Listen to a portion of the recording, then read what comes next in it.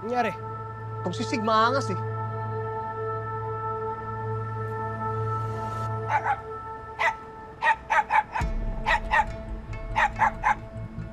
Ala, galit na galit si Bella sa inyo ah. Alam nyo, maama naman tong aso na to eh. Kaganto. Ginawa kayo, no?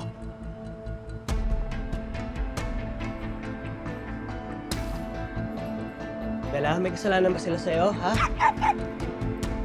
Meron kayong hindi sinasabi sa amin, no? Ang tinatago nyo. Hoy! Huwag kayo nang bibintang, ha? Pet lover kaya tong babe ko. Oo, ba't ganyan ang galit na ito si Bella? May alaga kasi yung pusa.